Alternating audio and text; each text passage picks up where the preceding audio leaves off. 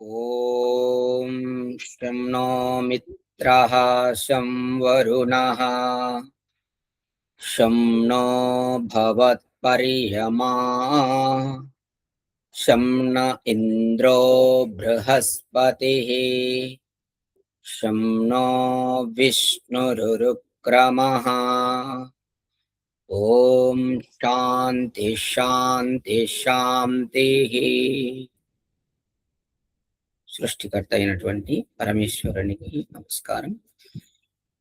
అలాగే ఈ ఉపనిషత్తుల జ్ఞాన గంగ సత్సంగానికి వచ్చినటువంటి భక్తులందరికీ నమస్తే. యూట్యూబ్ లో ఈ వీడియో చూస్తున్నటువంటి వారందరికీ నమస్తే.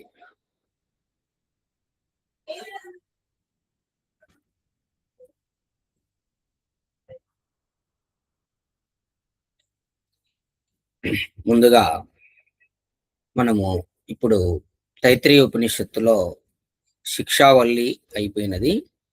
ఇప్పుడు బ్రహ్మానందవల్లి, బ్రహ్మ ఆనందం ఎలా పొందాలి అనేది తెలుసుకుందాం. ఓం సహనా భవతు సహనౌ భునక్తు సహ వీర్యం కరవావహై తేజస్వినావధీతమస్తు మా విద్విషావహై. ఓం శాంతి శాంతి శాంతి. ఇది తైత్రీయ ఉపనిషత్తులో ఋషి చేసినటువంటి ప్రార్థన. మనం కూడా యోగ ప్రారంభంలో ఉదయం పూట ఈ సహనాభవతు శ్లోకాన్ని మనం చెప్పుకుంటున్నాం. మొదట ప్రార్థన, తర్వాత శాంతి ఇక్కడ చూపబడినది. ఫస్ట్ ప్రార్థన చేయబడింది, చివరగా ఓం శాంతి శాంతి శాంతి అని చెప్పబడింది. ఇక్కడ ఒక్కొక్క పదానికి అర్థం తెలుసుకుందాం. ఈ సహనాభవతు అనే దాని గురించి చెప్తున్నాడు మహర్షి. ఓం అంటే పరమేశ్వరుడు, గుర్తుపెట్టుకోండి. ఓం అంటే పరమేశ్వరుడు. నౌ మన ఇరువురను, నౌ అంటే మన ఇరువులను. ఇక్కడ ఇరువురు అంటే ఎవరు? గురువు శిష్యుడు. సహా తోడ్తో, అవతు తృప్తి నొందించుగాక, సహనౌ పునక్తు తోడ్తో రక్షించునుగాక, వీర్యం సహ కరవావహై మన ఇరువురము వీర్యమును సాధింతుముగాక.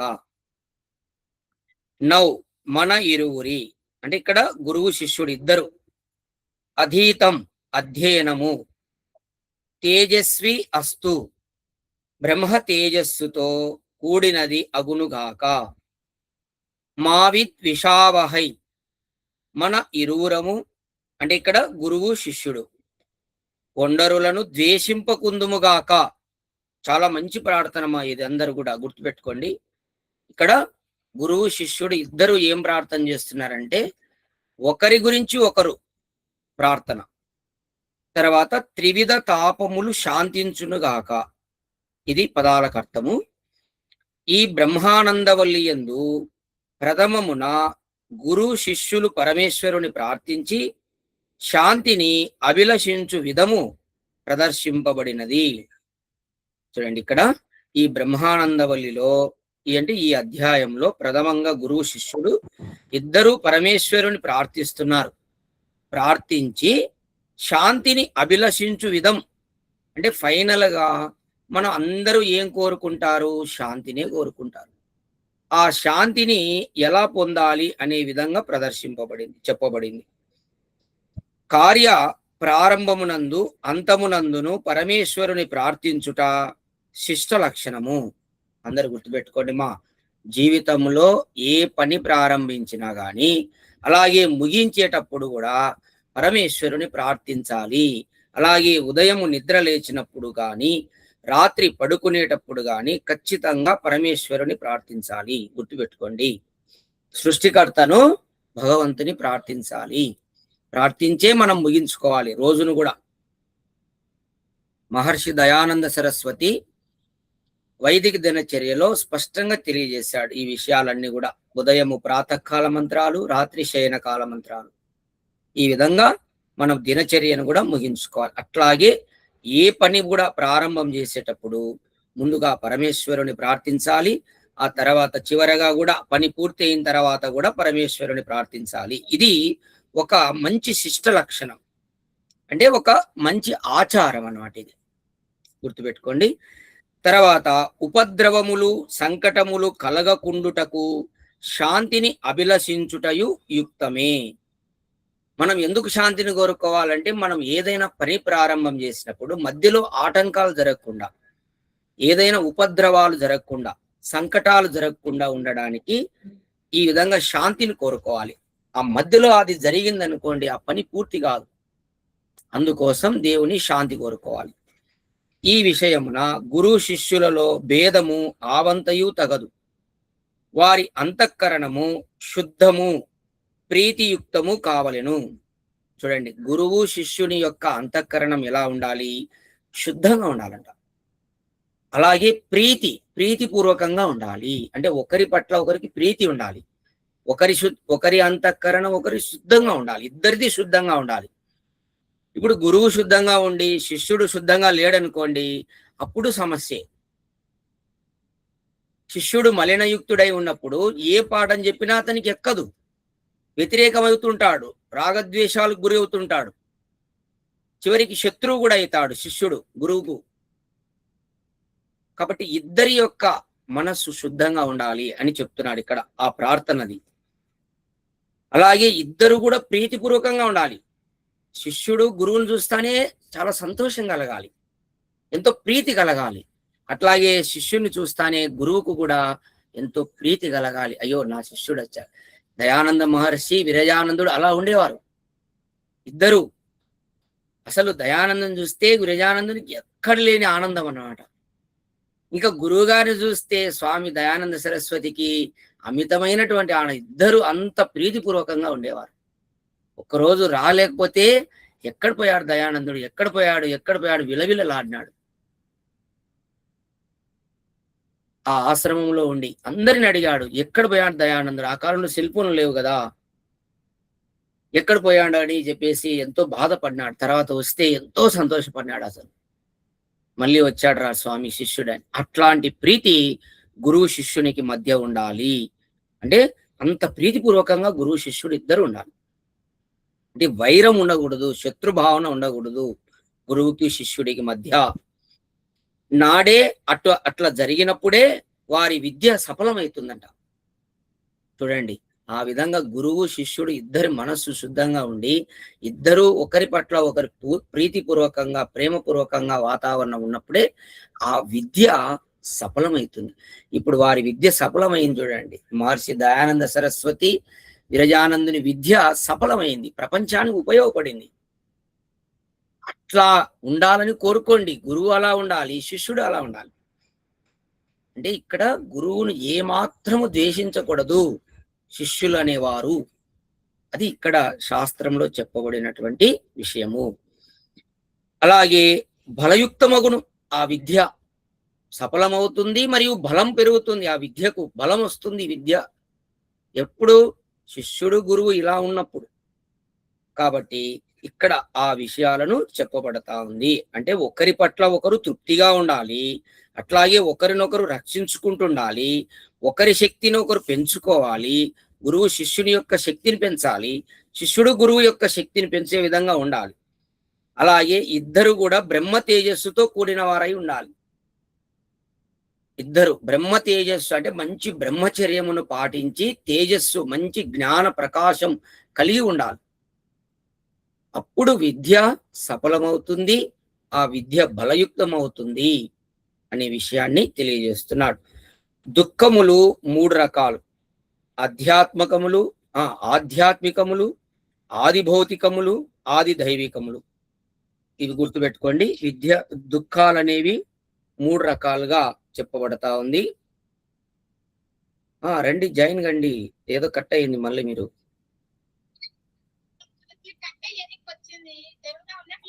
జరుగుతుంది, మళ్ళీ ఒకసారి జాయిన్ కండి.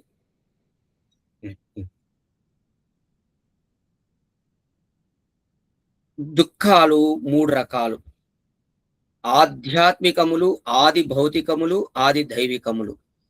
అంటే ఇక్కడ ఎప్పుడైతే మనము దుఃఖాలు 3 రకాల దుఃఖాలను దూరం చేసుకుంటామో అప్పుడు శాంతిగా ఉంటాం. అది ఇక్కడ ఓం శాంతిః శాంతిః శాంతిః అంటే దుఃఖముల నుండి మాకు విముక్తి కలగడమే శాంతి. అందరూ గుర్తుపెట్టుకోండి. దుఃఖములు ఉన్నప్పుడు శాంతి ఉండదు. కాబట్టి ఇక్కడ ఆ 3 రకాలైనటువంటి దుఃఖాలు ఇవి అందరికీ తెలుసు. మనం ముందు క్లాస్‌లో కూడా చెప్పుకున్నాం. ఆధ్యాత్మిక దుఃఖాలంటే మన శరీరానికి రోగాలు రావడం, మనసు చికాకుగా ఉండడం, బలహీనంగా ఉండడం, మనస్సులో ఏవేవో నానా రకాలైనటువంటి కోరికలు చంచలంతో కూడుకొని ఉండడం, ఇదంతా కూడా ఆధ్యాత్మికముల కిందికి వస్తుంది. ఇక ఆది భౌతికములంటే ఇతర ప్రాణుల నుండి మనకు దుఃఖాలు కలగడం. మనుష్యులే కాదు, ఇతర ప్రాణులు, తేలు, పాము, సింహాలు, పులులు, ఏనుగులు మొదలైనటువంటి తోడేళ్ళు, ఇటువంటి వాటి నుండి హాని కలగడం, దుఃఖం కలగడం. ఇక ఆది దైవికములు అంటే భూకంపాలు, సునామీలు, తర్వాత ఎక్కువ వరదలు రావడం. మన వరదలు వచ్చాయి చాలా, చైనాలో భయంకరమైన వరదలు వచ్చి కార్లు లేచిపోయినాయి, అన్ని నీళ్ళలో తేలాడుతున్నాయి బొమ్మల మాదిరి. పెద్ద ఒక్కరోజు వానకే అట్లాంటివి అన్నమాట. ఇవన్నీ ఆది దైవిక దుఃఖాలు. వాటి నుండి మాకు శాంతి కలగాలి అని కోరుకోవడం. ఈ 3 రకాల దుఃఖములు శమింపగోరుచు, అంటే శమింపడం అంటే ఇంకా లేకుండా పోవడం అని, పూర్తిగా అంతరించిపోవడం అని శమించడం అంటే. అలా కోరుచు ముమ్మారు శాంతి పదము ఉచ్చరింపబడినదని తెలియవలెను. ఈ 3 సార్లు శాంతి, ఈ 3 రకాల దుఃఖాల నుండి మేము శాంతి కావాలని కోరుకోవడము. మా అందరికి అర్థమైందా?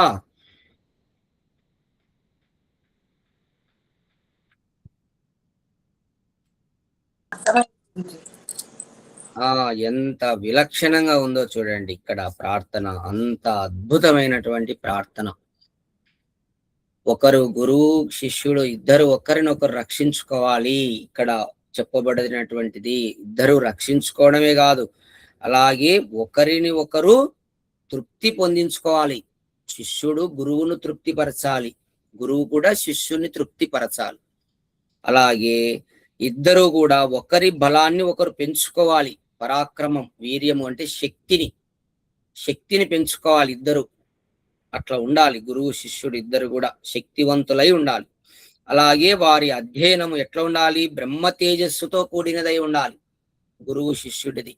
ఇలా ఇద్దరు ప్రార్థించి ఇద్దరికి దుఃఖాలు దూరం కావాలని కోరుకోవాలి. అంటే ఈ విధంగా ప్రార్థన చేయాలి. ఈ ప్రార్థన మీరు ఏ పని ప్రారంభం చేసేటప్పుడైనా చేయవచ్చు. గుర్తుపెట్టుకోండి. సహనా భవతు సహనౌ భునక్తు సహ వీర్యం కరవావహై తేజస్వినావధీతమస్తు. తేజస్ అంటే ఇక్కడ బ్రహ్మ తేజస్ అంటే బ్రహ్మ జ్ఞానం, వేద విద్య అని ఆ జ్ఞానముతో ప్రకాశితులై ఉండాలి ఇద్దరు, గురువు శిష్యుడు.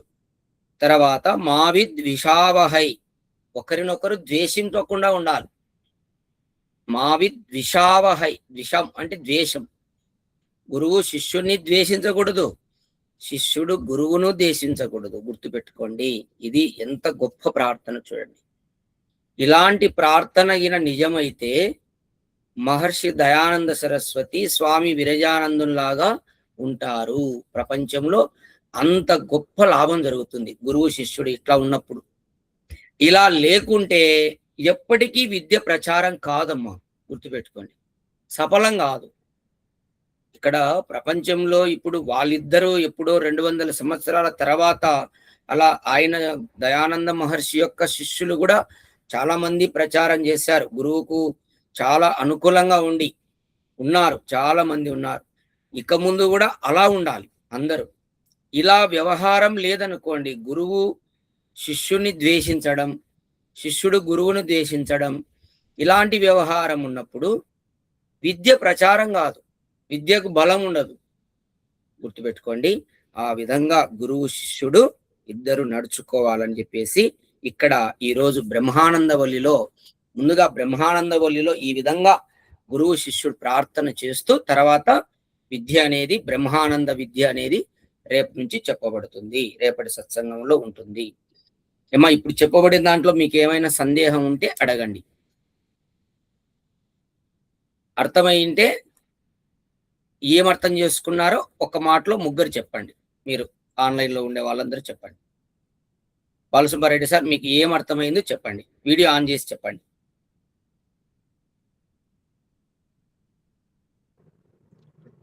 గురు శిష్యుల మధ్య సంబంధం అది ప్రార్థన అనేది. అది మీకు మీరు అర్థం చేసుకున్నది ఒక పాయింట్ ఏదైనా 1, 2 విషయాలు చెప్పండి.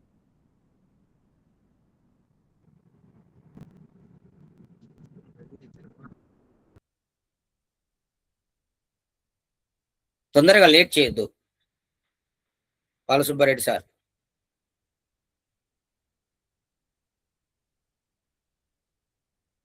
తొందరగా ఒక 2 పాయింట్లు చెప్పండి. మీకు ఏమర్థమైంది ఈరోజు పాఠంలో అది చెప్పండి. 2 పాయింట్లు చెప్పండి.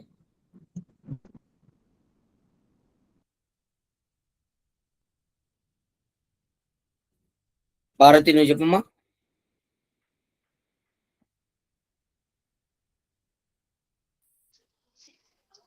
సార్ గురువు మరియు శిష్యుల మధ్య ఇద్దరి మధ్య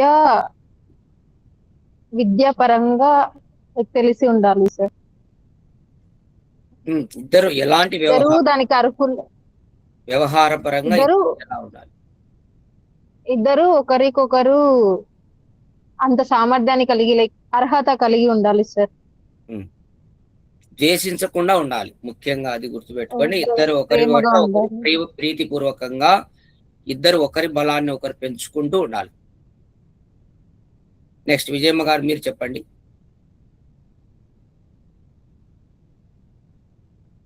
సంబంధము చాలా చక్కగా అర్థమైంది గురూజీ. దయానందుడి విరజానందుని గురించి చెప్పిండ్రు, చాలా బాగా అనిపించింది. గురువు అంటే ఏ రకం ఉండాలి, శిష్యుడు అంటే ఏ రకం ఉండాలి. ఒకటి దుఃఖాలు 3 రకాలు, ఆధ్యాత్మికము, ఆది దైవికము, ఆది భౌతికము. 3 రకాల దుఃఖాలు వస్తాయి అని చెప్పిండ్రు గురూజీ. ఒకటి శరీరంకు సంబంధించినవి, ఒకటేమో పంచభూతాలతోటి సంబంధించినవి, ఒకటేమో ఇట్లా భూకంపాలు, వాగులు, దానితో సంబంధించిన దుఃఖాలు. 3 దుఃఖాలకు దూరంగా ఉండాలి అనేది అర్థమైంది గురించి. అవి దూరం కావాలి. 3 రకాల దుఃఖాల నుంచి దూరం కావాలి మనం అని అర్థమైంది. Very good. ఈ విధంగా మీరందరూ కూడా ఎప్పుడైనా ఏ పని ప్రారంభం చేసేటప్పుడైనా ఈ మంత్రాన్ని, ఈ శ్లోకాన్ని, ఇది శ్లోకము ఇక్కడ పరిశుద్ధ, ఇది ఉపనిషత్తులో ఋషులు భగవంతుని ప్రార్థించారు ఈ విధంగా. అంటే వాళ్ళు ఏం కోరుకున్నారంటే మేము ఉత్తమంగా ఉండాలి, గురువు ఉత్తమంగా ఉండాలి, శిష్యుడు ఉత్తమంగా ఉండాలి. అప్పుడు ఏమైతుందంటే విద్య అనేది ప్రచారం అవుతుంది బాగా, ఆ విద్య సఫలం అవుతుంది. వాళ్ళు చదువుకున్నది సఫలం కావాలి కదా, ఇద్దరు టైం వేస్ట్ కాకూడదు, వృధా కాకూడదు అనమాట. అది దేవుని కోరుకున్నారు. కాబట్టి గురువు శిష్యుడు ఈ విధంగా నడుచుకుంటే విద్య ఉంటుంది, విద్య వల్ల ఆనందం కలుగుతుంది. అది ముఖ్య ఉద్దేశం, బ్రహ్మానందం కలుగుతుంది. ఓం నమస్తే. అందరికి శాంతి పాఠం. కళ్ళు మూసుకోండి. ఓం అసతో మా సద్గమయ తమసో మా జ్యోతిర్గమయ మృత్యోర్మా అమృతంగమయ. ఓం శాంతి శాంతి శాంతి. అందరికీ నమస్తే.